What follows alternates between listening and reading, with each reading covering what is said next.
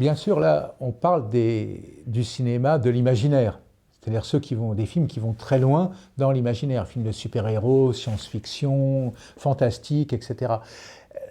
C'est peut-être moins fort quand on va voir des films réalistes, même si le réalisme n'a pas grand-chose à voir avec le cinéma.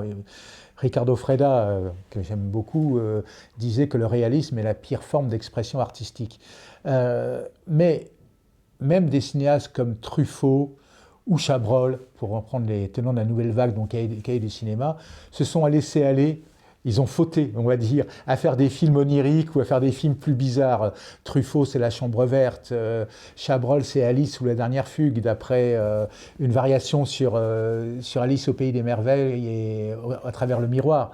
Mais quoi qu'il en soit, il ne faut pas oublier que le cinéma propose une expérience au spectateur qui est une expérience de type quasiment, je dirais pas mystique, parce que ça dépend du sujet du film, mais en tout cas très curieuse.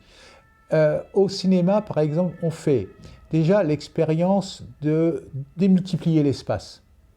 On passe, comme dans le rêve, on passe d'un espace à l'autre, puisqu'il y a un découpage, un montage, et ça, c'est déjà tout à fait étonnant.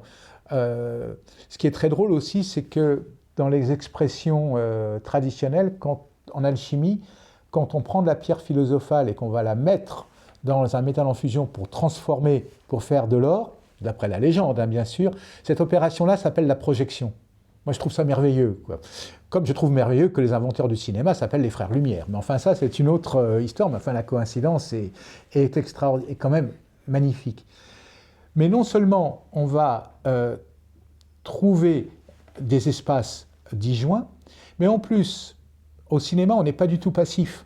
On va commencer à créer un univers de toute pièce dans son inconscient, ce qu'on va appeler l'univers diégétique, c'est-à-dire que, par exemple, ceux qui me regardent là en ce moment en train de faire mon intéressant, ils vont voir ce fond de pièce, ils vont imaginer, sans s'en rendre compte, qu'il y a un immeuble autour, et puis une ville, et puis une temporalité, qui n'est pas le XVIIIe siècle, qui n'est pas l'époque des carrosses.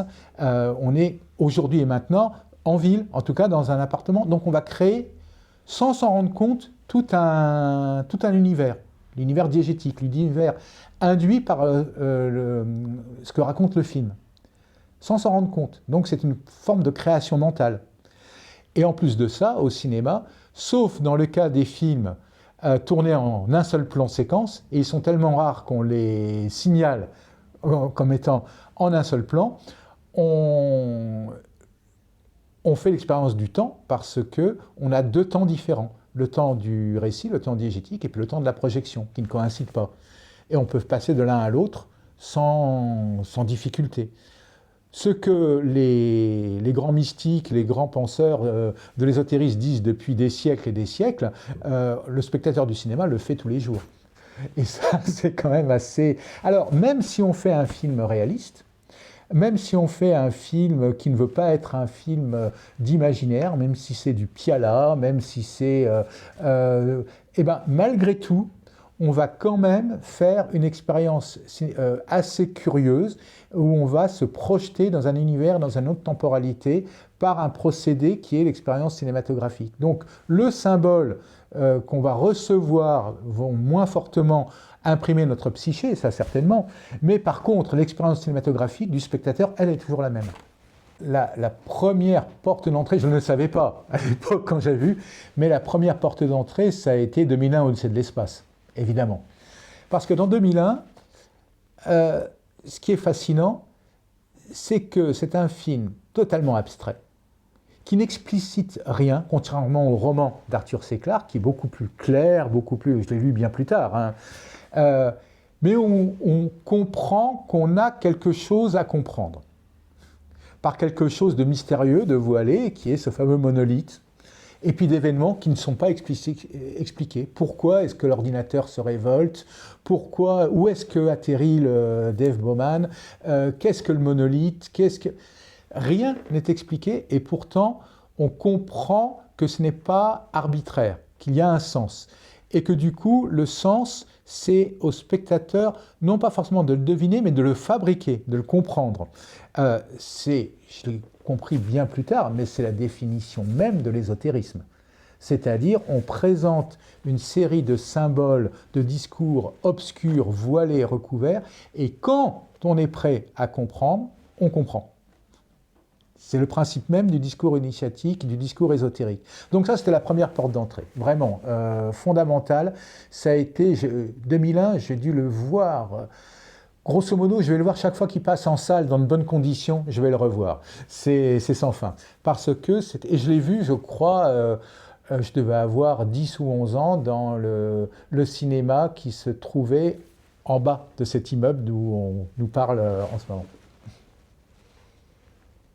Alors d'autres voies d'accès par la suite, sans chercher, il y a bien sûr des films, les films expressionnistes allemands, certains films de langue comme Metropolis qui ont un sous-texte extrêmement bizarre, des films muets bien souvent qui ont des utilisations encore plus fortes des symboles mystiques, des symboles traditionnels.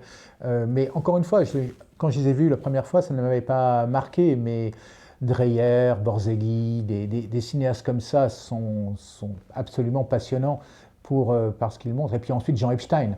Jean Epstein, quand j'avais vu La chute de la maison Usher pour la première fois, où il avait fait quelque chose de très intéressant qui m'avait beaucoup perturbé. La vitesse de certaines séquences en faisant des champs contre champs ne sont pas les mêmes selon le point de vue. On voit quelqu'un, normalement, il est filmé à la bonne vitesse, mais on voit ensuite ce qu'il voit de son point de vue et c'est au ralenti. Donc d'un seul coup, l'univers cinématographique commençait à se déliter en fonction du psychisme des personnages. Donc c'est la psyché du film qui était atteinte. Ça, c'est tout à fait passionnant. Mais même dans le cinéma bis, le Masque de la mort rouge de Roger Corman m'avait beaucoup marqué.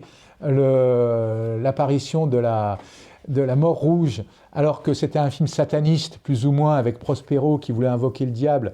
Et puis c'est la mort qui apparaît, qui n'a rien à voir avec le diable, qui n'y connaît absolument rien. Et bien sûr, le 7e sceau était passé par là avant, mais de Bergman. Mais le Masque de la mort rouge m'a beaucoup plus marqué que le 7e sceau, finalement, parce que c'était plus populaire, c'était immédiatement compréhensible. Et d'ailleurs, la mort rouge, il y a des symboles incroyables. Elle offre une fleur, une rose qui se teinte de rouge à une vieille dame, et puis ensuite on la voit tirer le tarot, et puis il y a les autres morts qui apparaissent ensuite. Enfin, c'est un film absolument prodigieux. Ça, oui, ça a été. Je l'ai vu, j'étais vraiment ado. C'est un film qui m'a terriblement marqué. C'était aussi une très belle porte d'entrée sur ce qu'a pouvait être la pensée ésotérique.